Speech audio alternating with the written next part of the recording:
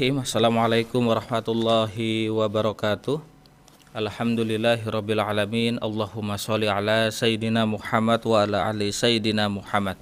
Ikhwan dan akhwat yang dirahmati Allah Subhanahu wa taala.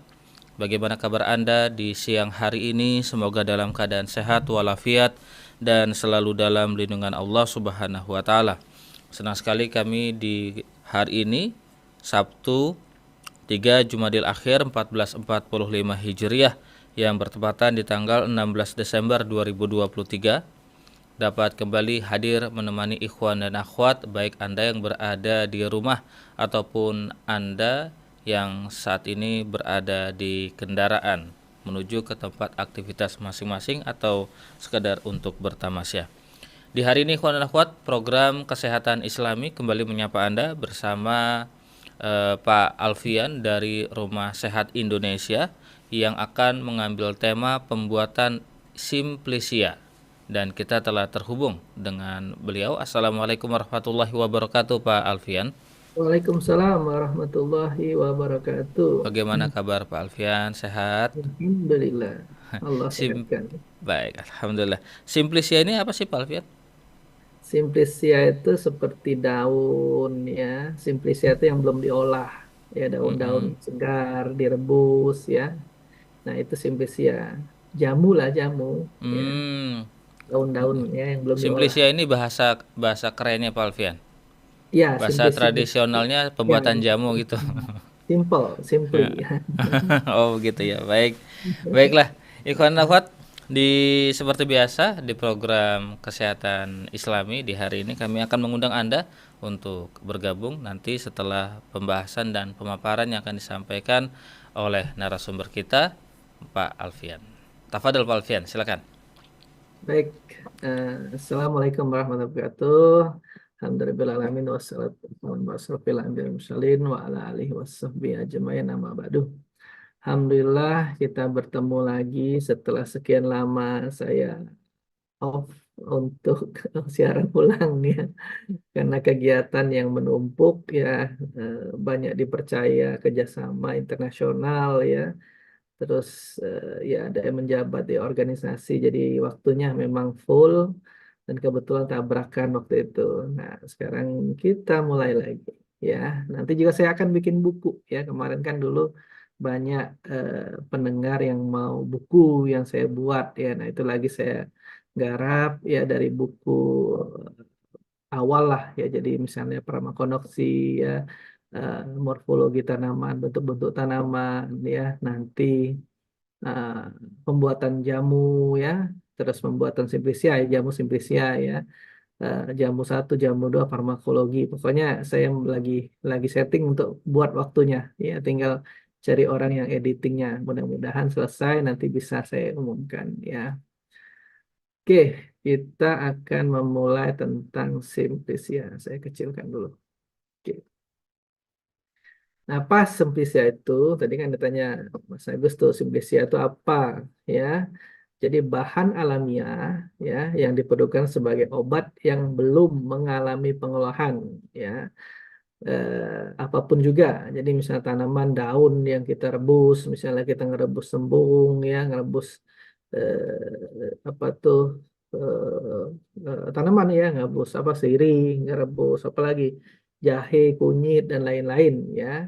Kecuali dikatakan lain berupa bahan yang dikeringkan. Nah, jadi bahan yang sudah dikeringkan tuh dikatakan lain ya. Nah, ada simplicia itu ada yang nabati ya, ada yang hewani, ada yang mineral atau pelikan. Misalnya yang tanaman tadi ya, ini bentuknya secang ya, di sini secang ya. Nah, di sini yang hewani itu cacing tuh kayaknya ya. Terus di sini tawas ya, bisa juga lempung ya. Nah, itu simplicia mineral ya.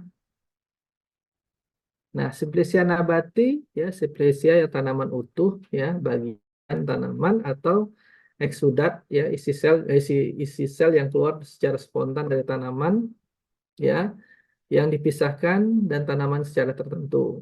Ya, kalau hewan yang bagian tanaman, bagian utuh ya, bagian hewan ya, yang dihasilkan oleh hewan tubuhnya ya, badannya ya. Nah, Simplicia pelikan atau mineral ya tadi ya bahan-bahan pelikan atau bahan-bahan mineral yang terdapat di alam ya seperti lempung ya, seperti dan lain-lain ya. Jadi belum ada pengolahan ya, tinggal kita rebus ya. Nah, sebelum kita membuat Simplicia, kita harus ada pengawasan mutu ya. Pengawasan mutu itu ya pertama eh, bahan bakunya kita dapatkan dari mana ya, penanganannya pasca panen, ya, pemeriksaan mutu, ya, pengemasan, ya. Jadi kita harus tahu dulu bahan bakunya, ya, penanganan pasca panennya, ya, pemeriksaan mutu dan pengemasan.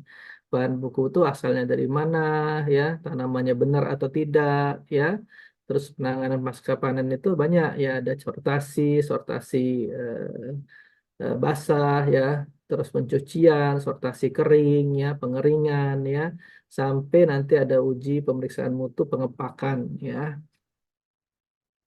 Nah, bahan baku ya tadi ya sumber bahan bakunya dari mana, bagian tanamannya apa, ya misalnya daun atau buah atau akar atau batang atau herba ya semua tanaman itu ya. Sewaktu panennya misalnya pada waktu panennya itu saat 2 bulan 3 bulan atau musim kering misalnya itu rimpang bagus biasanya ya, atau saat pucuknya baru tumbuh ya, atau buahnya baru apa tuh baru baru matang ya itu ya. Nah, terus cara panen ya, cara panennya bagaimana ya. Nah, ini ada senyawa aktif ya yang tergantung pada Simplicia. Jadi satu pengumpulan bahan baku ya kita ya. Nah, bagian tanaman yang digunakannya itu apa? Ya, umur tanamannya bagaimana, waktu panennya bagaimana, lingkungan tempat tumbuhnya. Karena lingkungan tempat tumbuh itu akan berbeda-beda bahan aktifnya. Misalnya Jawa, di Sumatera, ya. Memang kandungannya hampir sama, ya. Kandungan konsentrasinya sama, tapi ya mungkin jumlahnya, ya bahan aktifnya berbeda, ya. Karena zat unsur hara tanahnya berbeda, ya.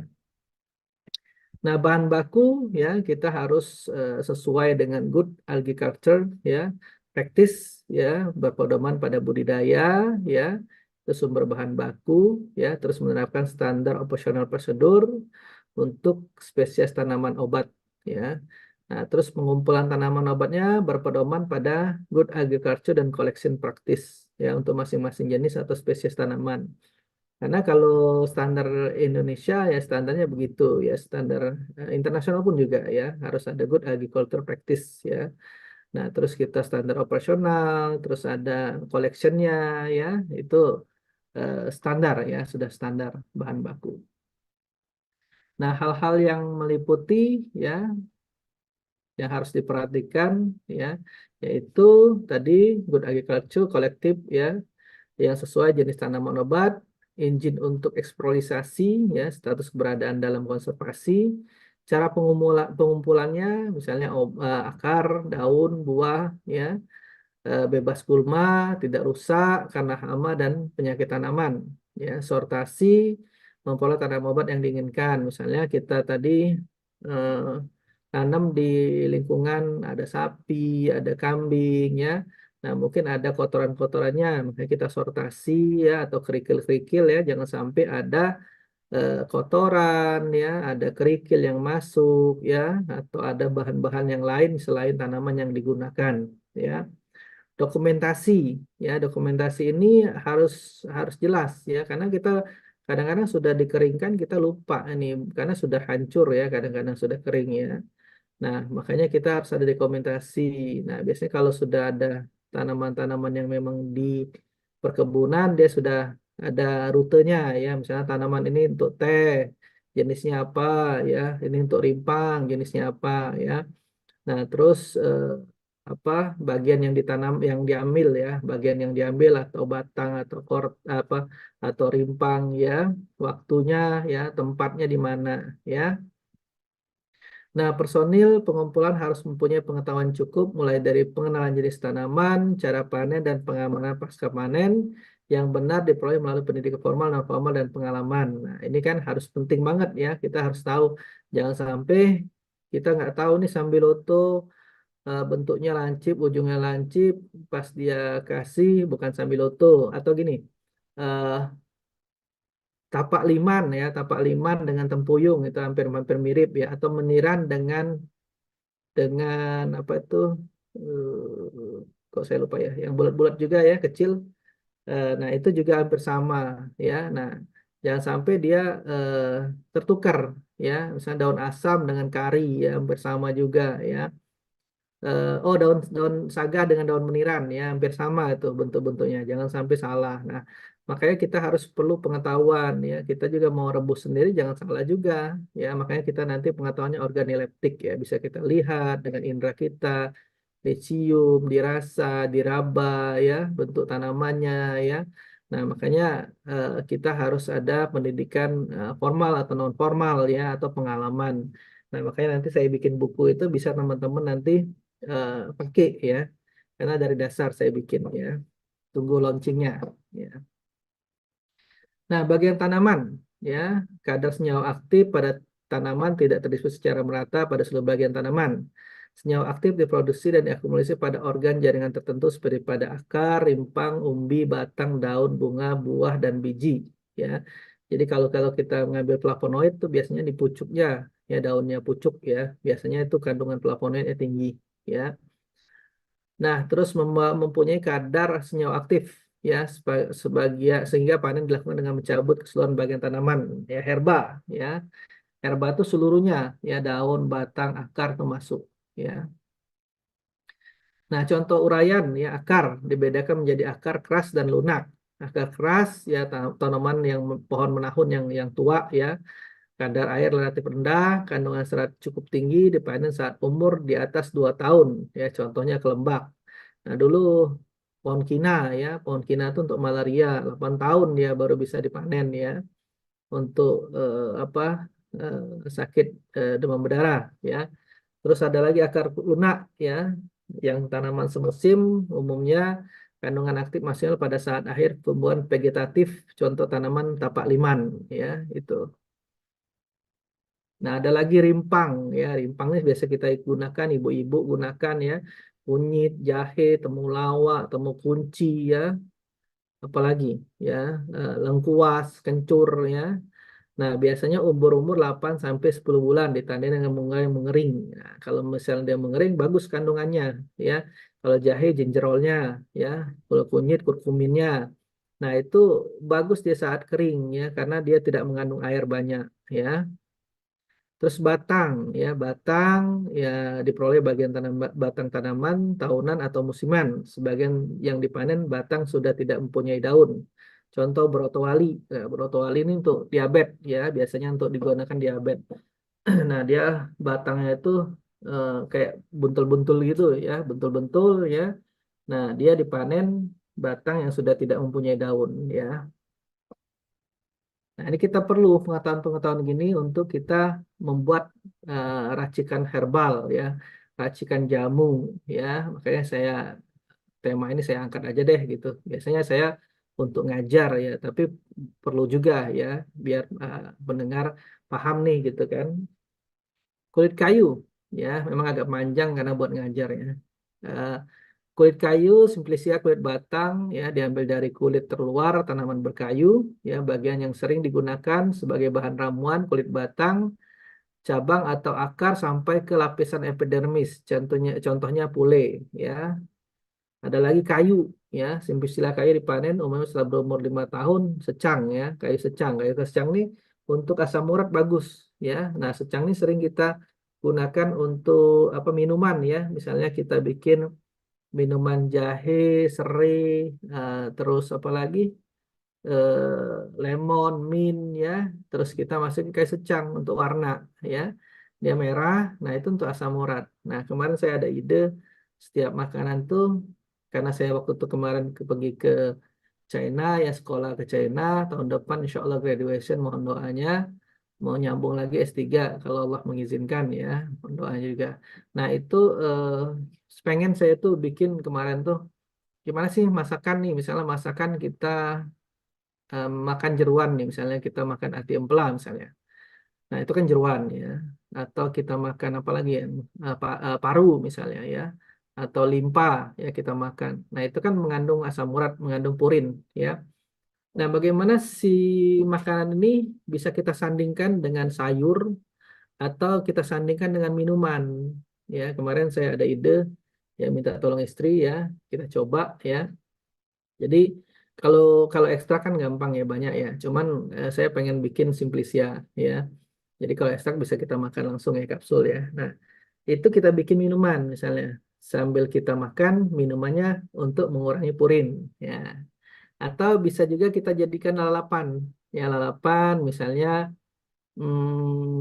kita mau makan apa misalnya yang berkolesterol misalnya ya. Nah, kita tambah dengan eh, sambung nyawa ya, sembung ya. Nah, itu bisa ya. Nah, cuman kalau yang asam uratnya apa ya yang enak ya? Kalau kumis kucing kayaknya kurang enak untuk dilalap ya. Tempuyung juga kurang enak ya. Memang bikin minuman ya kalau asam urat ya enaknya ya.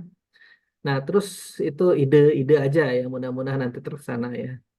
Daun ya, kalau di Cina itu gitu dia Mas. Jadi kita makan tuh banyak hidangan ya, hidangannya banyak tuh. Nah, dia nanti ada misalnya untuk dia kan sindrom ya, dia menggunakan sindrom. Misalnya kita untuk menaikkan qi, menaikkan apa menghindari blood stagnation ya. Ya. Terus untuk yang ya. Nah, Mm-mm. itu ada dia. Bagus tuh dia cara dia tuh. Pak Kadang Alfian, ada. Hah? tapi kan untuk masalah makan dengan daun itu kan sebenarnya di Indonesia itu sudah dilakukan Pak Alfian. Ya, tapi maksudnya tepat, daunnya tepat. Ya, selama ini kan kita kan makan kan untuk rasa doang kan, dengan daun kan, misalnya Mm-mm. kita makan dengan kemangi, misalnya kan, kita Mm-mm. makan dengan timun, misalnya, kita makan dengan tomat. Nah, maksudnya dia makan apa hari ini berlemak misalnya, dia makan berlemak ya, misalnya dia makan daging ya, makan apa udang misalnya ya. Nah, kita tambah dengan daun-daun yang memang menurunkan kolesterol. Ya, misalnya bawang putih ditambahin di situ taruh bawang putih juga, ya, taruhin sambung nyawa, taruhin sembung, misalnya kan. Terus taruh apa lagi di situ yang mengurangi kolesterol, misalnya. Nah, itu kan bisa membantu. Selama ini kan kita asal, maksudnya ya tetap makan pakai daun kan, karena Mm-mm. daun itu untuk pencernaan ya. Banyaklah orang intinya ke pencernaan biar Mm-mm. seratnya banyak kan intinya. Mm-mm. Tapi Mm-mm. tidak kepikiran dia makan daun itu untuk efek yang kita makan tadi. Baik. Pak Alfian, ini ada pertanyaan Pak Alfian, baru masuk Pak Alfian dari Boleh. Ibu Rina. Assalamualaikum warahmatullahi wabarakatuh. Pak Alfian, terkait Waalaikumsalam. dengan lalapan, kalau lalapan misalnya pakai daun selada, daun sawi, daun mint, daun kemangi, daun basil, daun bawang, daun koriander, daun kubis, daun jambu biji, daun singkong, ini bagaimana Pak Alfian? Efektif nggak Wah, untuk makan?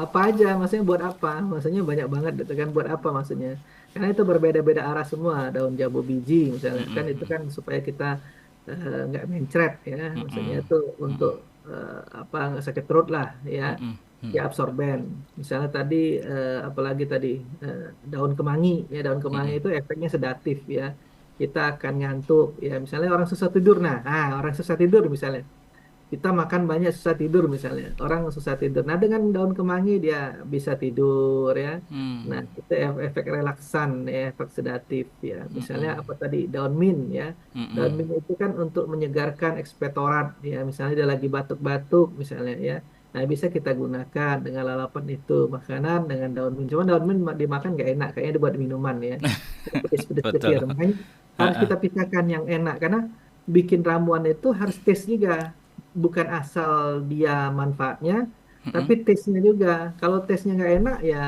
orang juga Iya. males, ya kan? Itu waktu saya bikin jamu itu kan enak kan, formulasinya pas kan waktu yang kita ada pelatihan Mm-mm. jamu itu ya. Nah itu kan pas taste-nya, ya. Nah kalau nggak pas, males orang minum ya. Mm-mm. Sampai Mm. Mas Anies ngebungkus dia. Pak Alfian, ini ada pertanyaan, boleh saya ajukan nggak Pak Alfian? Boleh, silakan. Ini masih terkait dengan Ini aja. tema ini Pak Alfian. Ya apa? Assalamualaikum, ini dari Salam. Bapak Iwan di Nah, Jakarta. Pak Alfian, saya ingin bertanya tentang Simplicia ini Pak Alfian. hmm. Eh, Apa yang membedakan Simplicia dari ekstrak tumbuhan obat dan bagaimana proses pengolahan Simplicia tumbuhan obat dilakukan. Ya. Nah, makanya nanti buku itu sangat penting banget ya kalau bagi-bagi pemula ya. Nah, itu bisa mengetahui dia ya. Nah, bedanya apa? Ya ditanyakan ekstrak dengan tanaman apa? Dengan jamu tadi ya, dengan Betul Pak, tanaman biasa betul. Simplicia ya. Nah, Simplicia itu akan dibuat menjadi ekstrak ya kalau kita melakukan pengapsulan ya. Nah, jadi Simplicia itu biasanya misalnya kita bikin Simplicia apa misalnya daun pegagan misalnya kan. Iya. Daun pegagan itu kita keringkan dulu ya. Nah, tapi keringnya itu jangan langsung kena UV apa matahari langsung, harus ditutup dengan kain ya, kain hitam karena si pegagan itu eh, bermanfaat untuk flavonoidnya ya. Flavonoid terus apa tuh terpenoid ya, fenol ya. Nah, itu bermanfaat. Nah, setelah dia kering ya, kita rajang ya, kita rajang ya sampai dia kering bener ya, baru kita blender ya. Nah, kita blender tuh jadi bubuk kan. Jadi bubuk kayak kita makan apa ya, bubuk bubuk ya bubuk ya bubuk bubuk bubuk bubuk yang halus ya. Nah, bubuk halus itu baru kita ekstrak prosesnya itu. Nah, proses ekstrak itu boleh menggunakan pelarut ya. Nah, pelarutnya terserah mau apa yang kita mau tarik, polar, non polar atau semi polar, mau kita tarik bahan aktifnya apa. Kebanyakan orang menggunakan etanol ya, kebanyakan karena semi polar ya, atau air ya, ada juga yang menggunakan air. Nah, baru kita masukkan air ya, masukkan yang Simplicia yang bubuk tadi ya. Jadi Simplicia ya kering ya, baru kita bubuk, baru kita ekstrak. Itu prosesnya. Ya, jadi berbeda ya. Ekstrak itu bisa 10 karung jadi satu karung ya. Nah, setelah kita blender, kita jadi bubuk, kita masukkan ke dalam chamber atau wadah lah ya, wadah. Kalau dulu saya waktu tesis saya gunakan galon ya. Galon itu dibalik ya, atasnya saya buka ya, bawahnya saya kasih filter ya, filter kertas filter, terus kayak saya kasih keran ya. Nah, terus di atas itu kita masukkan bubuk tadi, ada airnya ya, diaduk 2 kali 24 jam ya, selama 5 hari. Ya, diaduk-aduk-aduk selama 5 hari. Nah, terus setelah diendapkan 5 hari, kita buka kerannya tadi dengan kertas filter ya. Nah, dapatlah airnya kan, dapat airnya. Yang ampasnya tadi nggak dipakai. Nah, airnya itu sudah mengandung ekstrak. Ya, ekstrak air namanya. Ya, ekstrak cair. Nah, baru kita evaporator dengan alat evaporator namanya supaya dia agak kering. Ya, agak kering. Ya, masih basah-basah dikit lah. Apa, ekstrak kental lah. Ya. Nah, kalau mau kita keringkan lagi, kita open lagi. Ya, baru kita kasih filler untuk masuk ke dalam kapsul. Ya, nah itu prosesnya. Ya, tapi penggunaan ekstrak ya hati-hati karena Iya. kan tadi ya ibaratkan 10 karung jadi satu karung ya. Nah, itu agak hati-hati karena ekstrak itu lebih tinggi. Tapi kalau rebusan masih aman. Ya, harus tahu, harus paham ilmunya. Ya. Baik Pak Alfian, ini ada pertanyaan lagi Pak Alfian dari siapa ini? Mohon maaf. Sebentar Pak Alfian, dari Mbak Ibu Dewi. Assalamualaikum warahmatullahi wabarakatuh. Waalaikumsalam warahmatullahi wabarakatuh. Terkait apa yang disampaikan oleh Pak Alfian, mana yang lebih bagus untuk ekstrak bentuk bubuk ataukah sirup Pak Alfian? Ya, ekstrak itu kan ada tinctur, ya, ada decoction, ya, ada yang eh, ekstrak yang bubuk, ya kapsul maksudnya. Kalau bubuk tuh Simplicia biasa kita ngomongin ya. Jadi Simplicia yang dikeringkan kita blender itu bubuk namanya, ya. Nah, kalau kapsul kita ekstrak, ya, ekstrak. Nah, mana yang bagus? Sebenarnya sama aja. Sebelum dia menjadi ekstrak yang kering tadi, ya, kan dia jadi decoction, apa, jadi cairan yang tadi ya. Nah, bisa kita tinctur tuh bisa kita dengan pemanasan ya, bisa dengan infusan atau masterasi. Tadi kan masterasi yang saya sederhana. Bisa juga kita rebus ya. Nah, rebus dengan sekian banyak herbal ya, dilamakan. Nah, airnya tuh ekstrak juga sebenarnya ya. Cuman tekniknya berbeda-berbeda ya. Ada yang misalnya keras ya, kita gunakan suhu 90 derajat selama 30 menit misalnya ya. Eh, ada lagi yang memang kita rajang ya, kita kecil-kecilkan rimpangnya karena kalau kita mau mengambil minyak asiri biasanya kita potong melintang melurus ya, membujur. Tapi kalau kita mau gunakan untuk bukan minyak asirinya, kita potong slice ya. Baru kita keringkan ya, kita blender ya. Sama sebenarnya sama ya. Nah, kita mau pakai ekstrak mana ya, cair atau mau kita gunakan ekstrak yang kering ya itu ya. Oke, saya lanjut ya. Daun ya, pemanenan daun dilakukan secara telah pemainan daun dilakukan saat tanaman telah tumbuh maksimal ya, memasuki periode matang fisiologis ya. Selain daun sudah mekar sempurna, kecuali beberapa tanaman bila tetap terlambat dipanen dapat menurunkan produktivitas dan mutu simplicia. Contoh Sambiloto ya, Androcapis paniculata, kumis kucing Orthosipon aristastus, dan pegagan Centella asiatica ya. Makanya dia sudah sempurna, pucuknya diambil, nah itu flavonoidnya bagus ya. Mm-mm. Sambil itu untuk antibiotik biasa kita gunakan untuk gula, diabetes, karena dia sudah mirip hampir sama metformin ya. Mm-mm. Kumis kucing kita gunakan untuk asam urat biasanya ya, untuk melancarkan kencing, diuretik ya. Pegagan banyak ke kognitif ya, ke otak ya banyak ya digunakan, tapi juga bisa untuk apa itu jantung ya, saya gunakan untuk jantung juga bisa Mm-mm. ya, pegagan. Untuk tensi juga bisa menurunkan tensi ya. Baik, boleh. Sudah Pak Alfian? Ada Nah, tadi sudah pertanyaan? dijawab, tadi sudah dijawab Mas Agusnya ke mana nggak tahu. Jadi saya Ini, lanjutin. mohon maaf Pak Alfian. Ada Pak Junaidi Pak Alfian. Silakan, silakan. Assalamualaikum warahmatullahi wabarakatuh Pak Alfian. Waalaikumsalam warahmatullahi wabarakatuh. Banyak beberapa pasien yang harus minum obat seumur hidup. Yang jadi masalah, obat-obat kimia itu kan bisa berdampak pada ginjal dan liver. Nah, Pak Alfian, adakah obat herbal yang untuk menetralisir liver dan ginjal dari efek obat-obat kimia yang diminum terus-menerus agar ginjal dan level kita tetap sehat? Ya banyak ya, selama saya praktek 13 tahun tuh banyak ya, ada yang Mm-mm. SGOT SGPT-nya tinggi ya, fungsi hatinya terganggu ya, Mm-mm. eh, apa bilirubinnya naik ya. Setelah kita pakai herbal, dia regenerasi ya. Akhirnya si SGOT SGPT-nya menurun, bilirubinnya turun, nggak kuning lagi ya. Terus ada pasien-pasien yang mau cuci darah ya, yang sudah kreatinnya 2, 3, malah ada yang kemarin tuh sampai berapa belas ya, saya lupa ya. Nah, ureanya tinggi. Nah, asal ginjalnya belum menciut ya, asal ginjalnya belum menciut ya. Nah, fungsinya bisa kita tingkatkan, laju filtrasi glomerulusnya bisa ya, Mm-mm. ada ya tanaman-tanaman itu ya.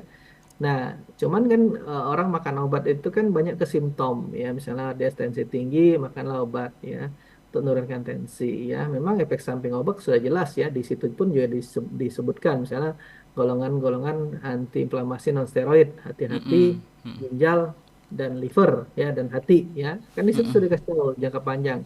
Atau hati-hati lambung ya, karena bakal mengiritasi lambung ya. Lambungnya bisa luka ya. Nah, itu udah jelas. Nah, caranya bagaimana? Ya, karena kita tadi sudah terbiasa dengan medis, kita pelan-pelan melepasnya, ya. Pertama kita edukasi makanannya, ya. Misalnya dia tensi tinggi, makanannya berarti jangan sampai yang garam-garam tinggi, ya. Mm-mm. Terus kopi, kambing, ya, yang meningkatkan tensinya tinggi, ya. Nah, terus pelan-pelan, ya. Misalnya kita makan katropril, amlodipin, ya, beta blocker dan lain-lain. Nah, itu pelan-pelan kita turunkan ya, Mm-mm. tapi nggak langsung kita stop, bahaya langsung up dia karena sudah biasa yang monokompon obat senyawa sintesis ya, digantikan yang multikompon senyawa tanaman herbal yang alami ya, pasti Mm-mm. pelan sifatnya. Nah, pelan-pelan kita turun, kita sandingkan selang 1 jam. Nah, sudah turun-turun-turun, kita kurangin dosis obat medis tadi yang misalnya 10 mili jadi 5 mili. Nanti kita lihat lagi tensinya stabil nggak, bagus. Nah, baru kita stop ya. Kita gantikan herbal ya. Ya bisa, banyak herbal-herbal yang memang untuk RAS ya. RAS itu angiotensinogen, aldosteron, dan renin ya. Nah, itu hubungan-hubungannya dengan tensi ya. Angiotensinogen 1, angiotensinogen 2 ya. Liver ketemu ginjal ya. Terus ginjal ketemu paru-paru ya. Nah, bisa kita blocker di situ. Kita bisa kita bisa hambat di situ ya. Misalnya untuk diuretiknya supaya natrium kloridanya kebuang, akhirnya tensinya turun ya. Kita bisa gunakan seledri ya. Terus supaya apa kan pembuluh darah nyempit kalau tensi tinggi itu kan pasti vasokonstriksi. Nah, supaya fase dia udah melebar ya vasodilatasi, nah bisa kita gunakan selidri tadi untuk melebarkan pembuluh darah. Nah, selede pun juga mengandung fitosterol ya, misalnya vitamin C, antioksidan dan lain-lain sehingga pembuluh darah tadi nggak kaku ya. Biasanya pembuluh darah itu kaku, getas ya, tensinya naik ya. Vasokonstriksi, endotelnya merenggang ya.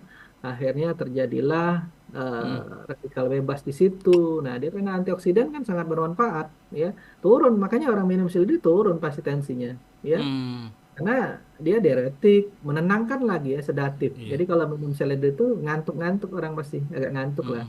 Hmm. Hmm. Jadi stresnya berkurang. Nah, tapi kombinasi dengan yang lain, ya, Hmm. tergantung tensinya segimana, ya. Baik, Pak Alfian. Bisa, ya. Ada Ibu Fatimah Pak Alfian ingin bertanya. Assalamualaikum warahmatullahi wabarakatuh.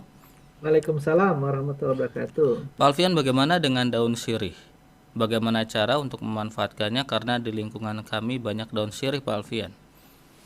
Ya, daun sirih banyak banget ya. Daun sirih itu ada yang hijau, ada yang merah, ya. Nah, daun sirih itu sebagai antibiotik biasanya, ya.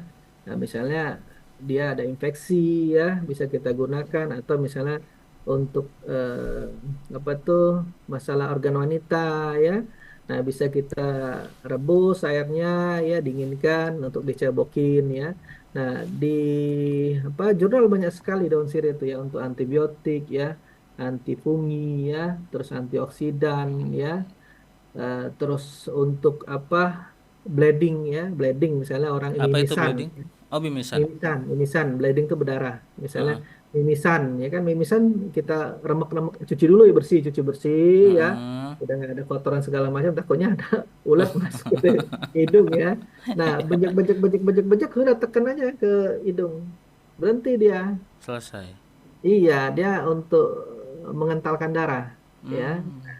Itu sering digunakan ya. Jadi banyak daun sirih itu manfaatnya. Makanya nanti saya tuh rencana habis renovasi ini depan Hmm. tuh mau saya bikin tanaman toga ya, rapi jadi tanaman apa pengennya gitu. Hmm. Nanti Hmm. kalau pasien datang mau pakai mau apa mau ambil masih ada induknya ambil gitu kan. Hmm. Hmm. Ya untuk pengetahuan apa masyarakat ya, pengetahuan toga tanaman obat keluarga ya itu bagus itu ya. Kenapa Itu nggak jualan tanaman dalam bentuk pot saja, Pak Alfian? semuanya diborong, yang lain lah. Mas Agus aja deh. Oh, Masa gitu ya. orang ngobatin juga, herbal juga. Ampun lah. Sekarang Masa, saya Pak? dipercaya ngurusin Ah, LSK, Lembaga Sertifikat Kompetensi ya. Jadi saya iya. LSK. Nah, itu. Makanya, wah itu banyak lagi nanti Heeh. ke, ke Dirjen Vokasi ya, nanti Iya, hubungannya kementerian itu. Wah banyak lagi itu laporan-laporan segala macam. Cuman itu mendidik masyarakat ya, asosiasi ya supaya melalui uji kompetensi ya. betul. Jadi kompeten. Nah, itu nanti saya bahas di sini juga, nanti saya Iya. ngajarin pengujinya begini nanti. Jadi ngajar Baik. penguji ya itu. Subhanallah. Ini ilmunya Pak Alfian makin banyak ini, Pak Alfian. Ya, alhamdulillah. Berkat doa Amin. lah sama Mas Amin. Agus, Iya doa dong. yang benar ya. Iya. Kadang pasien Ini tuh datang doanya sehat-sehat oleh-oleh pengujian luar biasa oleh-oleh ya. dari Tiongkok ya. Ya belajar kemana aja pokoknya ada channel, Baik. ada masukan ya Betul. belajar kemana aja ya. Baik, Itu. Ikhwan dan Akhwat, tema kita di pagi hari ini yaitu tentang simplisia. Apa itu simplisia? Simplisia ini adalah istilah dalam botani farmasi yang merujuk pada bahan baku tumbuhan obat yang telah diolah secara sederhana, seperti daun, batang, atau akar tanpa mengalami proses penyulingan atau pemurnian yang rumit. Begitulah Pak Alfian ya, Ya, secara benar, tidak benar. langsung seperti itu. Ya, Nah, ini ada benar. pertanyaan dari Bapak Hari Pak Alfian. Assalamualaikum warahmatullahi wabarakatuh. Waalaikumsalam warahmatullahi wabarakatuh. Pak Alfian, apakah ada standar internasional yang mengatur kualitas simplisia dan bagaimana proses pengujian kelayakan simplisia sebelum digunakan dalam formulasi obat? Oh, banyak sekarang ya. Kita mau lihat organoleptik itu ada material medika ya, ada farmakopi herbal. Sudah banyak sekarang ya. Malah sudah kita lihat ada dosisnya, kandungan ya, bahan apa yang digunakan apa. Oh, itu banyak bukunya sudah. Ya, di searching aja formal formularium ya, atau Formularium. farmakope ya, formularium herbal, Mm-mm. farmakope herbal ya, Mm-mm. Matra Medica kalau untuk mau lihat organoleptiknya, tanaman ini sesuai nggak dengan tanaman ini. Mm-mm. Banyak banyak, pokoknya Mm. banyak sekarang sudah. Kalau dunia medsos sekarang luar biasa. Nah, Mm. tapi kan kalau kita mau produksi kan kita melalui BP POM dulu, ya. Mm-mm. Jadi BP POM juga sudah memfilter kayak saya kemarin bikin produk ya, saya udah daftarkan 10, cuman yang satu baru keluar. Setahun baru keluar satu, coba bayangan. Ya mudah-mudahan ada evaluasi dari BP POM biar cepet ya. Terus 25 produk sebenarnya, cuman 10 aja baru satu keluar ya. Nah, itu kan melalui uji bakteri segala macam ya, baru uji tanaman di dalamnya apa aja ya, baru BPOM mengeluarkan ya. Mereka punya standar-standar sendiri ya, nggak bisa kita sembarangan ya. Tapi kalau kita mau ngerebus sendiri sih nggak ada standar ya. Mm-mm. Maksudnya eh, nggak pakai standar ya. Maksudnya kita tinggal tahu tuh dosisnya berapa gram atau berapa genggam ya, atau berapa jari ya. Misalnya kunyit 3 jari ya, kalau Mm-mm. standar jamu ya. Nah, tapi kalau kita sudah main ekstrak, ada dosisnya tersendiri ya, nggak bisa sembarangan ya itu. Mm. Baik, Oke. ada pertanyaan lanjutan Pak Alfian masih dari Ibu Fatimah. Mohon maaf Pak Alfian, bagaimana cara membuat ekstrak daun sirih? Ekstrak nasi boleh tadi yang kayak tadi ya. Pertama ibu ambil pucuk-pucuknya ya, terus ibu keringkan ya, keringan kalau melalui matahari tutup dengan kain hitam ya. Mm-mm. Jadi diambil pucuk-pucuknya ya, dibentangin pakai nampan atau apalah ya. Terus tutupin kain hitam atasnya ya, terus kena matahari sampai kering banget dia ya, sampai kering kayak daun teh itu ya. Nah, kalau ibu mau jadi kalau ini ekstrak kering ya, kalau kalau mau ekstrak rebusan ya langsung rebus saja. Ya, jadi ada dua ya. Ini ekstrak kering yang saya bicara ya. Ibu blender ya, ibu masukkan ke dalam air ya, ibu aduk-aduk ya selama 5 hari 2 kali 24 jam. Nah, ibu saring ya. Nah, itu bisa ibu masuk ke evaporator, ibu ekstrak. Nah, tapi kalau ibu mau rebus juga sama ya. Nah, itu ekstrak juga ya, decoction ya, terus apa tadi infusion ya. Nah, itu direbus ya, di apinya kecil aja. Kalau sirih kan kita minta flavonoidnya jangan terlalu tinggi. Jadi ibu mendidihkan air, kecilkan apinya, masukin bahan-bahannya Ya. ya. Nah, ibu rebus ya, misalnya 1 liter jadi 600 mili ya. Nah, ditutup apa tuh pancinya ditutup ya, jangan menggunakan Ah. aluminium sama kuningan ya. Yang kita gunakan stainless sama pirek ya, kaca itu boleh ya, karena nanti zat-zatnya masuk yang lain ya. Nah, terus kita rebus, kita matikan, sudah kita saring ya. Nah, itu juga ekstrak, ekstrak cair Iya. namanya. Kalau yang simplis, yang simple ya, yang simple. Mm-mm. Ya. Kalau Baik. yang agak tinggi tadi, yang tadi ya. Iya. Baik Pak Alfian. Eh, Kemudian ada pertanyaan kembali Pak Alfian masih terkait dengan Simplicia. Ada Mm. pertanyaan dari Bapak Heri. Assalamualaikum warahmatullahi wabarakatuh Pak Alfian.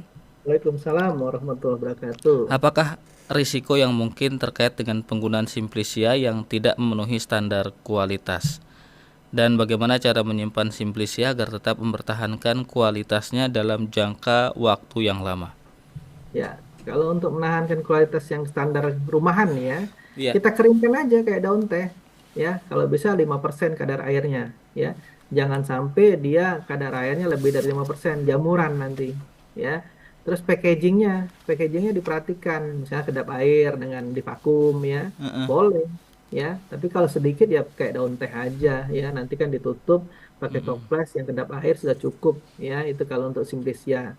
Tapi kalau standar-standar yang untuk kita pabrik beda lagi ya. Dia ada standarnya sampai pelabelan segala macam ya. Ada merah, kuning, hijau ya itu untuk tahunnya. Terus pelabelan, pokoknya lengkap lah kalau untuk standar pabrik ya. Standar kita cukup kok kayak daun teh itu dikeringkan ya. Kalau bisa kadar airnya di bawah 5% lah cukup ya, atau di bawah 5%. Jangan sampai di atas 5%, kadang-kadang jamuran ya. Kalau mengandung air itu pasti jamuran ya. Itu. Baik. Kemudian Pak Alfian belum ada lagi. Kami masih menunggu pertanyaan dari Ikhwan dan Akhwat di Saya terusin ya. 0811199720. Dilanjut Pak Alfian, silakan. Ya. Soalnya tadi panjang banget ya. Betul Pak Alfian, banyak pertanyaan nih. Silakan Pak Alfian. Oke, sekarang bunga ya. Mm-mm. Bunga saat pemanenan bunga dilakukan kuncup pada cengkeh ya, mekar sempurna pada kembang telang ya. Kuncup cengkeh. Cengkeh ini banyak digunakan untuk antiinflamasi ya.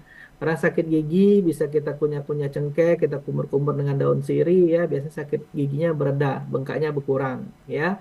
Tapi kalau dia misalnya memang bengkaknya karena bolong ya, karena ada makanan ya harus dicabut atau ditampel ya. Nah, bunga telang banyak digunakan untuk antioksidan, warna, ya, itu banyak banget ya.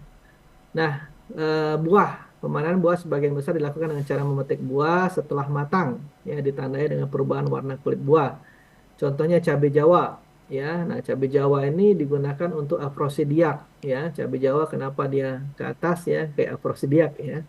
Untuk stamina pria, ya, jadi menghangatkan dia ya. Nah, cabai Jawa ini bagus ya, tapi dicampur dengan tanaman lainnya. Ada lagi pemanenan buah saat masih muda, contohnya mengkudu. Ya, kalau sudah tua dia bonyok, benyek ya. Nah, mengkudu ini juga banyak kita makan, kita lalap yang muda-muda ya. Kalau yang sudah tua baunya ampun ya. Nah, itu kita lalap, ya dia bisa menurunkan tensi ya. Terus dia sebagai sedatif juga ya, depresan, antidepresan ya, bisa antidepresan ya. Sedatif, relaksan ya, gitu. Nah, itu bisa digunakan mengkudu ya, sama tensi. Ada lagi biji. Ya, biji pada tanaman bisa dilakukan secara serentak akibat perbedaan waktu pematangan buah. Pemainan biji dilakukan pada saat biji telah masak fisiologi, ya ditandai pertumbuhan buah maksimal atau buah mereka pada kaung, ya kaung pala, ya. Kaung ini jarang saya gunakan, ya. Pala, nah, pala ini sedatif, ya sedatif, ya. Dia bisa efeknya relaksan ya, bisa kita tidur ya. Nah, untuk antidepresan, ya, daripada kita menggunakan obat-obat kimia untuk antidepresan kan nanti efeknya malah ke otak ya, kognitifnya terganggu ya. Mending kita gunakan tanaman-tanaman herbal, varelin ya. Terus cabai Jawa. Ya cabai Jawa itu ternyata depresan juga ya. Mengkudu ya, kemangi ya itu untuk antidepresan ya. Banyak jurnal-jurnalnya bisa dibuka ya. Sekarang enak lah, nggak kayak dulu kita susah nyarinya ya. Iya. Mm-mm. Ada lagi, ya kalau dulu tuh nyarinya ke perpustakaan. Saya dulu waktu di UI tahun 2013, Mm-mm. 2015, wah harus ke perpustakaan, Mm. cari bukunya. Mm. Wah kalau sekarang tuh udah banyak PDF-nya ya, e-booknya udah banyak ya, luar Mm. biasa lah sekarang ya. Tapi kan kalau dulu kan kita ke perpustakaan akhirnya ada cerita tersendiri Pak Alfian. Ada apa? Iya, ada cerita tersendiri. Ya, Oh, kalau sekarang kan saking mudahnya ya akhirnya tidak ada kenang-kenangannya Pak Alfian. iya, iya. Sambil duduk ya, nggak boleh Iya, ribut ya. kalau Boleh dulu kan ribut mesti nyari. dilihatin orang langsung. Betul, betul Pak Alfian. Hai, Ya pokoknya Allah. seru lah ya. Zaman dulu Ada bagus. serunya kalau zaman dulu Pak Alfian, masih capek-capek ke perpustakaan Pak Alfian. Lapar akhirnya nongkrong. Di UI itu lengkap, di UI itu lengkap ya. Pustakaannya gede banget ya. Tapi kayaknya nggak tahu sekarang, saya udah lama nggak ke UI juga. Nah mungkin nggak tahu sekarang tambah rame atau gimana karena sejak medsos ini ya, maksudnya apa, soft file, e-book ya Iya. sudah bisa didapatkan. Apakah pustakaan masih ramai atau enggak, saya belum tahu nih. Oke, terus ada lagi herba. Herba itu semua tanaman, ya akar, batang, daun dipakai semua, ya. Mm-mm. Nah, ini menjelang periode berbunga, mulai kuncup, ya. Karena bila dipanen terlalu awal atau terlambat, kandungan senyawa aktifnya relatif rendah. Contohnya, ya Andrographis paniculata sambiloto, ya. Dipanen pada umur 3 sampai 4 bulan, ya, itu. Nah, ini teknis-teknisnya, ya. Standar-standarnya, ya. Untuk agriculture, untuk pemanenan, ya. Ada lagi ternak, ya. Tipe habitus tanaman yang punya sifat batang, basah, atau lunak yang sudah menghasilkan bunga. Contoh meniran, ya. Meniran itu kan kecil pendek, ya. Mineral bisa kita gunakan untuk stamina, imunostimulan, ya. Meniran ini stimuno, ya. Kalau produk sekarang ada namanya stimuno, nah itu dari meniran. Meniran ini untuk meningkatkan imunostimulan, ya, imunomodulator. Jadi kalau kita mau sakit-sakit, pakailah stimuno ini yang ada produk beredar. Atau kita rebus meniran, ya. Tapi hati-hati bagi laki-laki jangka panjang dia bisa menyebabkan hipotensi ya. Waktu tanaman. Nah, waktu tanaman, waktu panen ya pagi dan sore. Contoh serai ya, serai ya. Karena mengandung minyak asri ya, makanya serai itu kan suka dibikin minyak essential oil serai. Saya bikin juga, cuman lebih kuat yang pala sama cengkeh ya. Hmm, Serai itu mm-mm. susu aja. Ya, serai itu suka kita masukin ke nasi liwet ya, itu ya. Kan Itu enak mah kan? buat makanan, Valvian. Iya kan itu kan. Karena kalau nasi liwet pakai serai itu lebih maknyus, Valvian. Iya, karena minyak esrinya aromanya lebih enak. Makanya Ya saya tuh pengen Allah. tuh nanti kalau ya ada tim-tim yang mendukung saya tuh pengen tuh bikin begitu makanan. Tapi Mm-mm. kita bikin ada yang sehatnya, misalnya dia asam urat nih, tapi dia takut-takut makan. Nah, kita Mm-mm. sediakan herbal yang untuk asam uratnya, ya. Sudah dia apa akalin ya, maksudnya tuh udah di ya, tapi nggak boleh banyak juga ya. Maksudnya dia minum dulu untuk asam urat, Mm-mm. Mm-mm. baru dia makan, tapi jangan banyak dosisnya. Nanti dia sudah tahu ada obatnya, makannya banyak, ya repot nanti. Gitu. Terus ada cara panen, ya.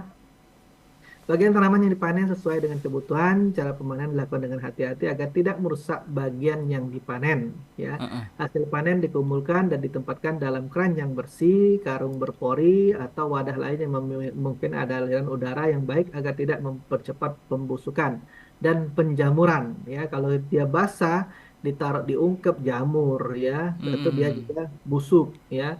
Nah, makanya berpori-pori atau dia yang ada aliran udara supaya dia diangin-anginkan ya supaya Mm-mm. tidak cepat berjamur ya. Mm-mm.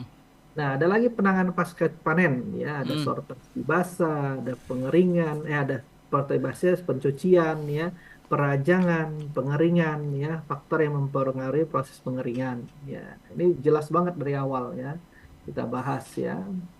Nah, sortasi bahasa tadi yang tadi kita memisahkan di simplisia tadi dari kita ambil ada kerikil, ada rumput, ada tanah, ada kotoran kambing atau kotoran sapi di situ mungkin dia nanam kan, mungkin ada sapi lewat ya. Terus ada yang rusak-rusak ya. Nah, atau yang misalnya yang bukan kita mau ambil, misalnya kita mau ngambil daunnya ada akar, kita buang akarnya ya. Itu namanya sortasi basah ya. Nah, setelah sortasi basah, kita melakukan pencucian. Ya, pencucian ini dengan air bersih, air sumur, air pam, ya, supaya tidak tergandung bakteri. Ya, nah, cara pencucian ini caranya kita cuci dari bawah. Kalau kita ada bak bertingkat itu lebih bagus, ya. Kalau nggak ada, kita air mengalir. Ya, kalau bak bertingkat tuh ada level satunya di bawah, tangga level 2, tangga level 3, ya. Nah, cuci dari bawah, air mengalir dari atas, ya, dari bawah ke tengah ke atas, supaya kotorannya di bawah, ya, jangan dari bawah ke atas masuk lagi, ya, itu, ya, itu. Nah, terus perajangan, ya. Nah, perajangan ini dilakukan untuk mempermudah proses pengeringan, ya, pengepakan dan penggilingan, ya, berupa pemotongan contoh brotowali yang keras, ya, ada penyerutan kayu secang, ya, pengirisan, ada temulawak, ya, kurkuma, ya, terus ketebalan perajangan mempengaruhi kualitas simplisia yang dihasilkan, ya, karena terlalu tipis akan mengurangi zat aktif yang terkandung, terlalu tebal dia akan lama dan sulit untuk pengeringan, memudahkan jamur berkembang. Ya, perajangan dilakukan secara manual atau menggunakan mesin pemotong pisau yang digunakan halus tajam dan terbuat dari logam tahan karat. Jangan sampai yang pakai karat ya. Tidak bereaksi dengan senyawa zat aktif. Besi akan bereaksi dengan senyawa fenolik, flavonoid, tanin, glikosida, sehingga senyawa zat aktif akan rusak. Nah, bentuk perajangan dilakukan sesuai pemakaian, ya. Split, nah ini tadi yang saya sebutkan tadi, split membujur, ya, membujur. Nah, itu minyak ensirnya tinggi. Jadi kalau misalnya si batang rimpang kunyit nih, begini bentuknya. Nah, kita potongnya begini, ya, slice membujur, ya, untuk minyak ensirnya banyak. Tapi kalau kita untuk cepat kering, kita potong begini, ya, slice kayak kita potong timun, ya. Nah, itu biar cepat kering, ya. Tadi yang tadi saya sebutkan. Nah, ada lagi proses selanjutnya adalah pengeringan, ya. Pengeringan setelah kita tadi sortasi, kita cuci, ya, kita slice, ya, lalu kita keringkan, ya. Nah, kenapa tujuan pengeringan? Supaya tidak mudah rusak, tidak berjamur ya. Nah, terus tidak ada apa ya, ya lebih mutunya lebih bagus lah ya. Terus waktu yang mempengaruhi proses pengeringan yaitu teknik pengeringan, waktu, suhu, sirkulasi udara. Bisa juga pengeringan itu dengan ruangan tertutup ya, bukan ruangan tertutup, saya ruangan yang ada ventilasi tapi dia tertutup ya. Ada ventilasi tertutup, nah dia akan kering juga lama-lama. Kan biasanya ruang tertutup itu 30 sampai 27 derajat sampai 35 derajat, tapi ada ventilasi ya, ada udara. Jangan tertutup full ya. Maksudnya tertutup tuh tidak bisa masuk binatang-binatang ya. Mm. Nah, ketebalan bahan ya, ketebalan tumpukan bahan. Nah, itu harus juga kita perhatikan ya, jangan sampai nanti numpuk-numpuk-numpuk jamuran juga ya. Nah, teknik pengeringan bisa tadi di bawah sinar matahari, ya, sinar ultraviolet menimbulkan kerusakan. Nah, makanya ditutup warna hitam tadi yang saya sebutkan ya, jangan sampai Mm. kena UV, ya. Atau di tempat teduh, ya, yang berapa bunga, ya, daun, ya. Nah, itu kan yang gampang rusak, ya. Nah, itu bisa kita taruh aja di ruangan tadi yang saya bilang, ya, di 27 derajat. Nah, itu kering juga. Waktu itu Mm. saya daun gaharu itu saya pakai suhu ruangan, ya, itu. Baik, Pak Alfian. Ditahan Hah? Pak Alfian. Oke, Sudah boleh, pas jam 11 waktu studio Rasil. Kita jeda sejenak Pak Alfian ya. boleh, boleh. Saya minum dulu. Pak Alfian biar minum dulu, biar istirahat dulu. Ikhwan dan akhwat, kami masih menantikan atensi dan juga pertanyaan dari Anda di 08 111 999 720. Masih bersama Pak Alfian dari Rumah Sehat Indonesia. Tetaplah bersama kami. Iya.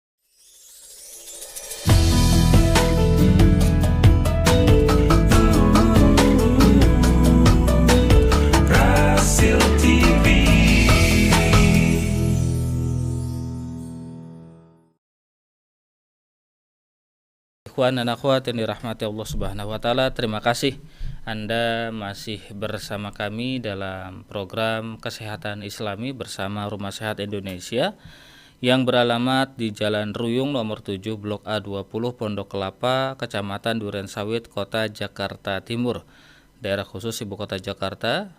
Dan nomor telepon yang bisa Anda hubungi ini langsung nomor teleponnya Pak Alfian 0813 8326 2040.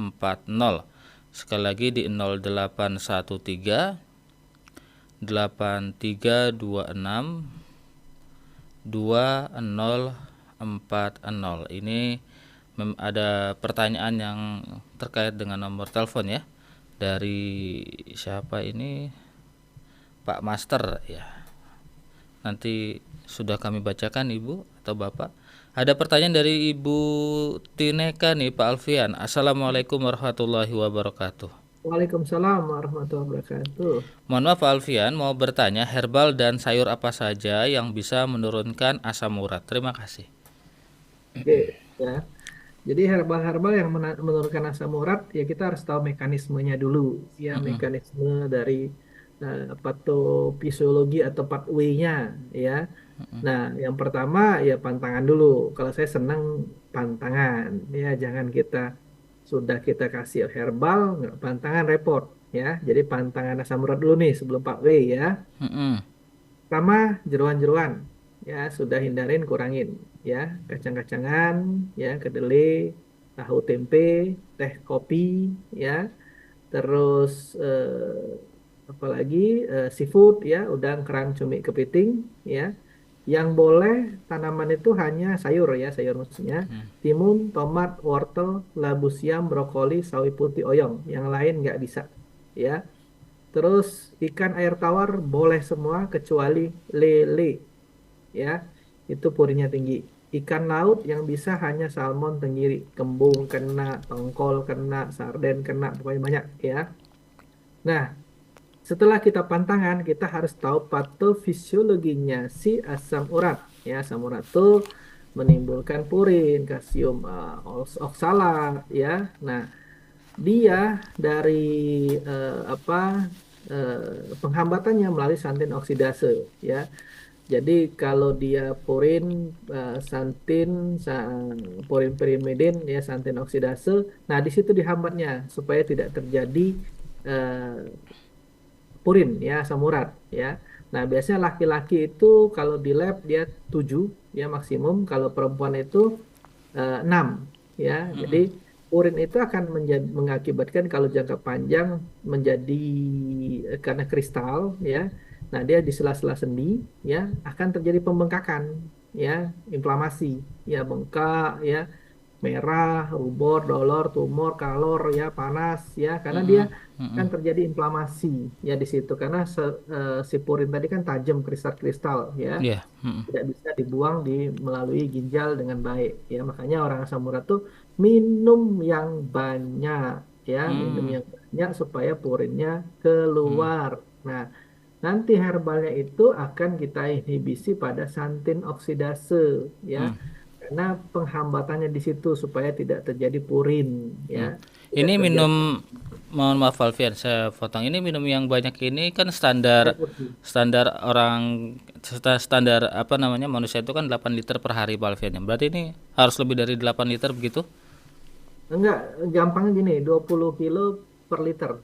Jadi Mas Agus berapa beratnya? Oh, saya 165. Kok 165 sih? 65 Pak. Berat. Nah, Ngeri amat 3 liter, 165.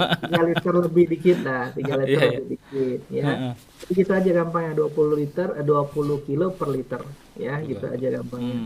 Ya, terus 8 liter mah jadi galon ya. Lah, maksudnya bukan 8 liter, 8 gelas Pak Alfian. 8 liter, makanya tadi saya Oh, bilang 8 liter sih. Ya Allah. isi bensin Mas. Baik, Pak Alfian. Lanjut Pak Alfian. Jangan malu-maluin ya medsos ini ya. Kok 8 liter ya? Maksudnya 8 gelas begitu Pak Alfian. Terus apa tadi tanamannya ya yang menghambat Heeh. antinoksidase ya tempuyung itu sudah banyak banget jurnalnya dia bisa menghambat antinoksidase sehingga tidak terjadi asam urat ya. Terus ada lagi secang kulit secang itu bisa juga sebagai antioksidase ya. Terus alang-alang untuk diuretiknya. Jadi kalau kita kencing banyak, pasti dia akan keluar purinnya, ya. Keji beling, ya. Terus seledri, ya bisa juga sebagai antioksidan, ya. Daun kepol, ya bisa juga untuk santin oksidase, ya. Boleh tambahan lain kunyit biar lambungnya enak, ya temulawak biar nafsu makannya enak, boleh, ya. Yang penting itu penghambatannya di santin oksidase mengeluarkan urin yang lebih banyak karena natrium klorida, kalsium oksalatnya akan keluar di kencing, ya. Tapi pantangan jangan lupa, jangan 4 sehat, 5 sembarangan. Sembarangan. Karena itu nanti percuma aja Pak Alfian. Udah dapat Ya sehat nggak percuma. tahu ya terakhir Nah, sembarangan kan? makanya kalau dia tetap makan gitu kan sama balik lagi ya kan. Makanya Betul. harus dikasih tahu pantangan dulu, ya jangan dibalik. Baik, ada pertanyaan Pak Alfian dari Bapak Arwin di Lenteng Agung. Assalamualaikum warahmatullahi wabarakatuh Pak Alfian. Waalaikumsalam warahmatullahi wabarakatuh. Apa manfaat minum rebusan 3 siung bawang putih setelah bangun tidur pagi dalam keadaan perut kosong? Yang Oh. kedua, apakah aman kalau diminum setiap hari? Terima kasih Pak Alfian. Bawang putih itu ketir ya tajam. Heeh. Janganlah sebelum makan ya. Nanti perih lambungnya lama-lama, kegerus dia ya. Hmm. Luka nanti lambungnya. Memang bawang putih bagus untuk pembuluh darah karena antioksidannya, terus dia Hmm. bisa anti plak ya, anti hiperlipidemia, menurunkan kolesterol yang tinggi, triglycerid yang tinggi, LDL Hmm. yang tinggi ya, meningkatkan HDL ya bagus dia memang untuk vasodilatasi, melebarkan pembuluh darah untuk yang jantung tersumbat, ya anti platelet, yang Hmm. melancarkan aliran darah. Hanya bagi orang yang alergi itu nggak boleh karena dia Hmm. nanti akan asma bisa ya. Atau yang makan bawang putih bawa badan. Banyak kan ada orang yang makan bawang putih bawa badan Hmm. ya. Hmm. Hmm. Nah, apalagi dikonsumsinya perut kosong ya kalau menurut saya jangan. Tapi ini Untuk kan rebusan bawang putih Pak Alfian, sama aja. iya, sama. Oh, Dia akan sama. getir, dia akan menggerus lambung lama-lama. Hmm. Jadi jangan sebelum makan, sesudah makan, ya. Atau kalau mau sebelum makan tambahin kunyit, ya. Kunyit. Aman, ya tambahin Oh. kunyit. Tambahin kunyit aman, ya. Tapi kunyit hati-hati bagi yang wanita lagi hamil awal-awal, ya. Nanti Hmm. keguguran karena kunyit itu melancarkan alir darah pada rahim, ya Oh. kontraksi dia. Makanya kalau orang minum kunyit asem yang Hmm. mau mensnya lancar bagus kan. Hmm. Nah, Hmm. kebalik dengan orang hamil kan pengen punya anak. Masa mau lancar Hmm. haid? Betul. Ya, jadi kalau menurut saya jangan bawang putih ya sebelum Aha. makan atau sesudah makan atau pakai kunyit ya Hmm. atau bikinin saya ya boleh. Hmm. Hmm. Baik. Baik Pak Alfian, Tadi dilanjut Pak Alfian. lanjut ya. Ya, Oke, siap, monggo. tadi sampai mana ya? Pengeringan alami ya, Betul, pengeringan pengeringan alami. alami. Ya, Ah. pengeringan alami tadi sudah kita sortasi basah, sudah pencucian, sortasi kering, pengeringan. Nah, sekarang pengeringan ya. Nah, pengeringan itu bisa dengan matahari yang tadi saya sebutkan ya, misalnya kayu, kulit, eh, biji dan lain-lain. Atau diangin-anginkan, misalnya bunga, daun yang mudah rusak ya diangin-anginkan supaya tidak cepat rusak. Nah, ini contoh gambar yang tempat perajangan yang bisa dikeringkan diangin-anginkan pakai penutup di atasnya ya. Terus masuk ke pengeringan dengan alat ya bisa juga dengan alat ya misalnya dengan open ya. Kalau dia untuk antioksidan yang tinggi jangan sampai 55 derajat ke atas ya biar dia tidak rusak ya. Nah, bisa dengan open ya, bisa dengan perajangan di suhu ruangan ya, bisa macam-macam. Alat juga ada yang vakum sekarang ya, jenisnya beda-beda ya. Nah, ini alat ya pengeringan buatan. Nah, ini kayak open bertingkat ya, open bertingkat ada suhunya ya. Tinggal kita masukin aja nih kayak bikin kue ya, bikin apa? Eh, bikin donat, bikin apa tuh? Kalau orang suka bikin roti-roti itu, ya, tinggal Mm, masukin situ mm. bertingkat-tingkat ya, donat atau apa ya, Ya gitu. roti lah Pak Alfian. Iya, nah ini Mm, bisa mm. ya, kita ganti roti dengan tanaman. Ya, ini kunyit atau kunyit ini kayak warnanya Iya. kunyit itu. Terus pengeringan dengan open dengan blower ya tadi blower ya, yang tadi saya sebutkan blower. Ada lagi namanya fresh dryer ya. Fresh dryer ini suhu ruangan 30 derajat tetapi umumnya berkisar 30 sampai 60 derajat dengan memiliki blower kipas ya. Terdiri dari 12 rak, kapasitas cukup besar, terutama untuk bahan-bahan daun-daunan ya. Kalau yang blower yang atas untuk yang rimpang temu-temuan ya.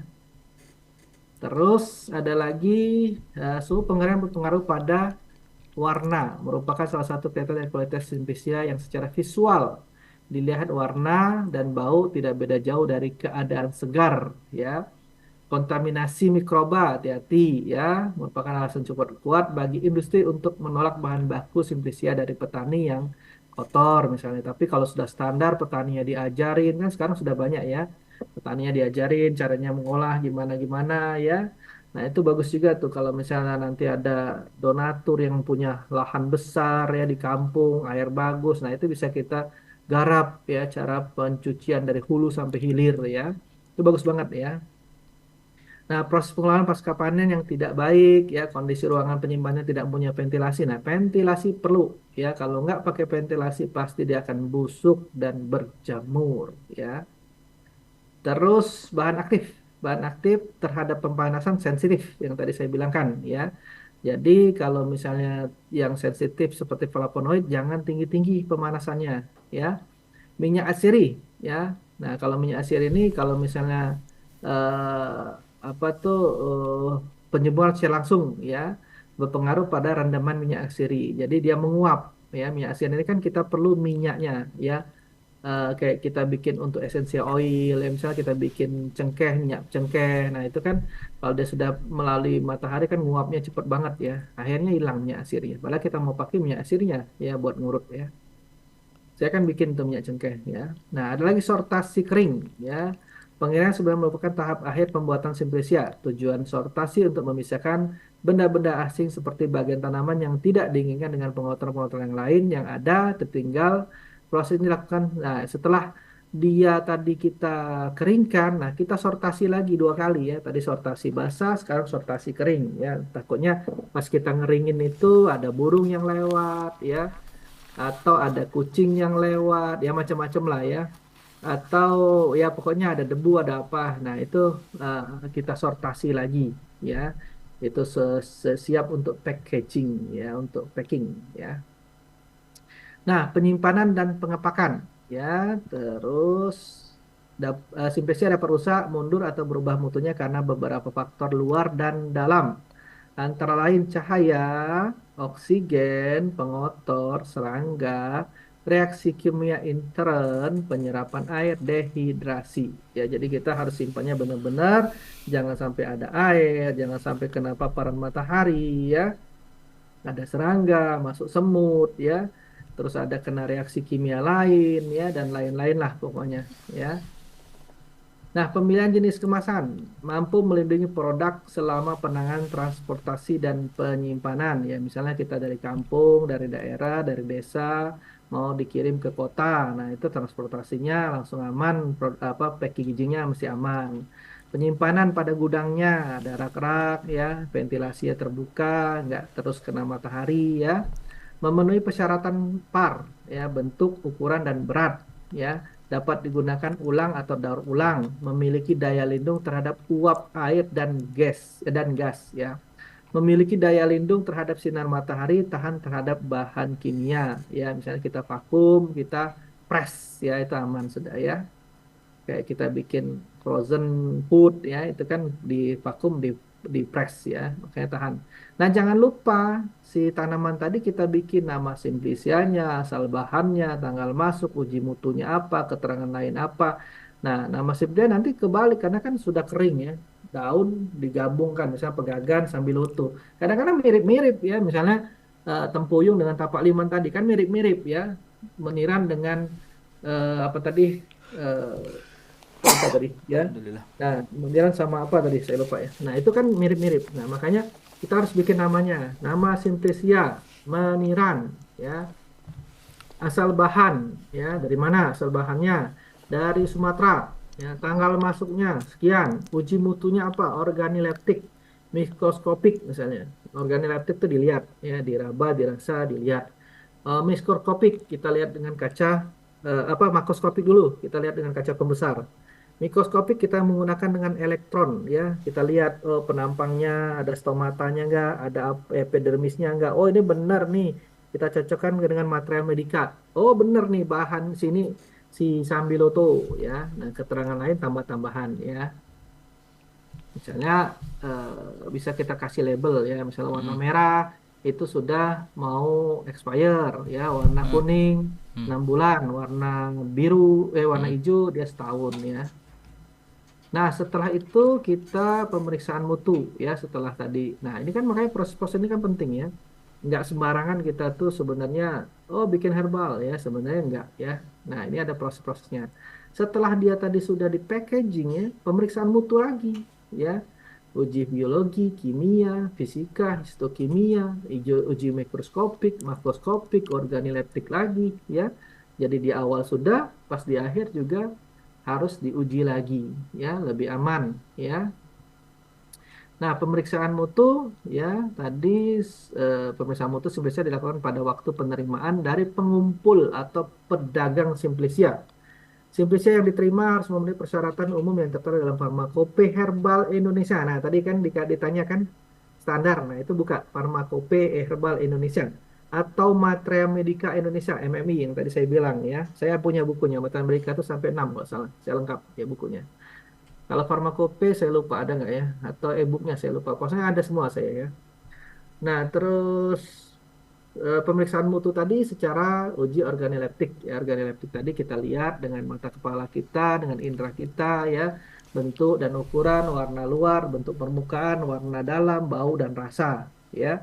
Cara ini dilakukan terhadap tumbuh-tumbuhan misalnya folia, kortek, lignum ya yang sudah kelihatan batang pasti kelihatan ya.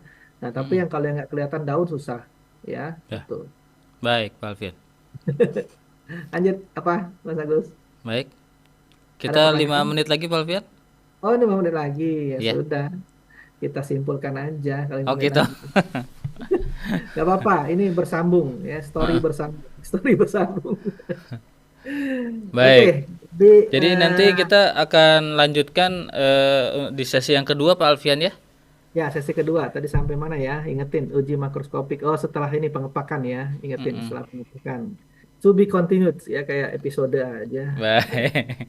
Karena memang pembahasannya panjang Pak Alfian dan memang tadi juga pertanyaan juga alhamdulillah lumayan banyak Pak Alfian untuk hari ini. Ya, senang Masalah masih. simplicia.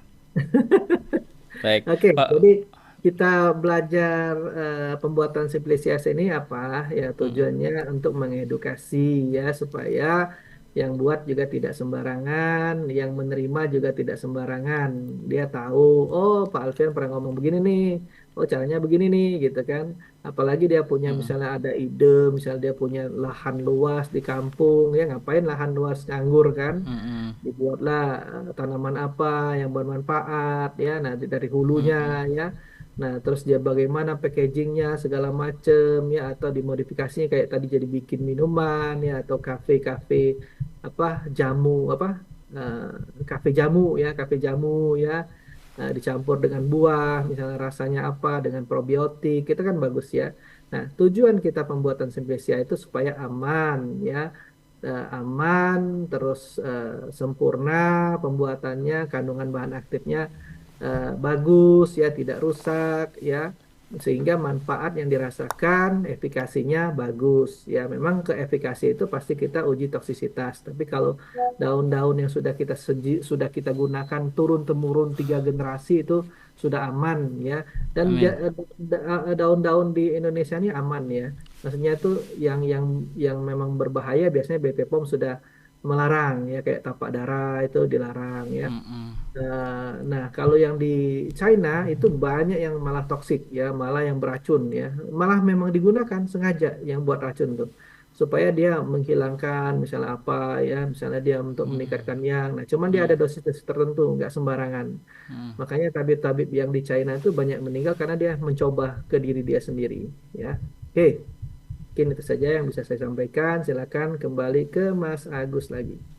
Baik Pak Alfian, terima kasih banyak atas pemaparan dan juga penjelasan dari Pak Alfian. Kami juga mohon maaf kepada ikhwan dan akhwat yang mungkin mengirimkan pertanyaan namun belum sempat terjawab.